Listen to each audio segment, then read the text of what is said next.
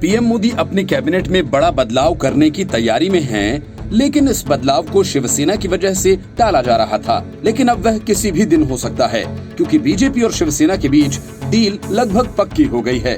देवेंद्र फडणवीस केंद्र सरकार में मंत्री बनेंगे और महाआघाड़ी सरकार एनडीए की सरकार बन जाएगी।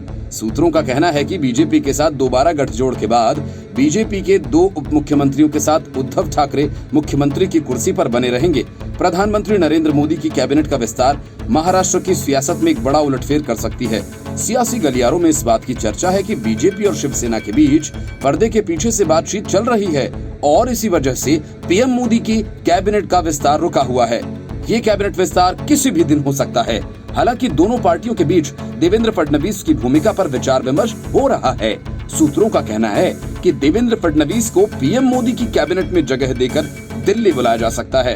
फडणवीस को उद्धव ठाकरे का मुख्य प्रतिद्वंदी माना जाता है और बीजेपी के साथ दोबारा गठजोड़ के बाद बीजेपी के 2 उप मुख्यमंत्रियों के साथ उद्धव ठाकरे मुख्यमंत्री की कुर्सी पर बने रहेंगे।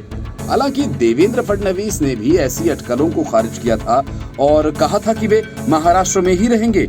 केंद्रीय कैबिनेट में मंत्री पद के बारे में पत्रकारों से सवालों का जवाब देते हुए देवेंद्र फडणवीस ने पिछले हफ्ते कहा कि बीजेपी में सिर्फ प्रधानमंत्री अंतिम फैसला लेते हैं।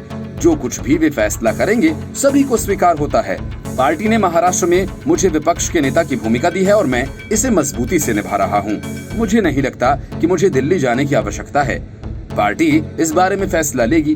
बीजेपी सूत्रों का कहना है कि शिवसेना के साथ बातचीत चल रही है और अगर दोनों पार्टियां साथ आती हैं, तो शिवसेना को बाद में केंद्रीय कैबिनेट में शामिल किया जा सकता है। बीजेपी नेताओं ने कहा कि दोनों पार्टियों के नेताओं में ये भाव है कि बीजेपी और शिवसेना को साथ आना चाहिए और दोनों पार्टियों का गठबंधन स्वाभाविक है। इसके साथ ही इन नेताओं एनसीपी नेता अनिल देशमुख के खिलाफ लगे भ्रष्टाचार के आरोपों को भी रेखांकित किया और कहा कि मुख्यमंत्री उद्धव ठाकरे इसे लेकर सहज नहीं हैं। यही वजह है कि आशीष सिलार से मिलने अगले दिन संजय राउत ने बीजेपी शिवसेना के संबंध की तुलना आमिर खान और किरण राव से कर डाली, जो तलाक के बावजूद साथ साथ काम करेंगे।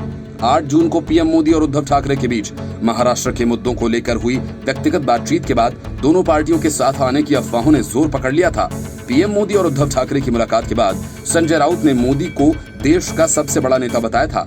उन्होंने कहा कि शिवसेना और बीजेपी के बीच संबंध बराबर हैं, भले ही उनकी राजनीति अलग हो। इसी कड़ी में शिवसेना सांसद संजय राउत ने कहा कि हम लोग भारत पाकिस्तान नहीं हैं, हमारे रिश्ते आमिर खान और किरण राव की तरह हैं। हमारे यानी शिवसेना और बीजेपी के राजनीतिक रास्ते अलग हैं, लेकिन हमारी दोस्ती कायम रहेगी। बता दें कि तलाक के ऐलान के अगले ही दिन आमिर और किरण ने एक साथ बयान दिया कि उन दोनों के बीच दोस्ती के रिश्ते कायम रहेंगे, साथ ही दोनों अपने फाउंडेशन के लिए एक साथ मिलकर काम करेंगे। हालांकि शिवसेना के सूत्रों का कहना है कि मुख्यमंत्री की कुर्सी को लेकर हुई कड़वाहट के बाद क्या बीजेपी की लीडरशिप पर भरोसा किया जा सकता है?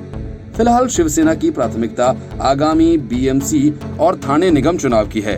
वहीं अगले साल महाराष्ट्र में 10 स्थानीय निकायों के चुनाव हैं। अगर बीजेपी और शिवसेना का गठबंधन नहीं होता है, तो मुंबई और ठाणे नगर पालिका चुनावों में दोनों पार्टियों के बीच कांटे की लड़ाई होगी।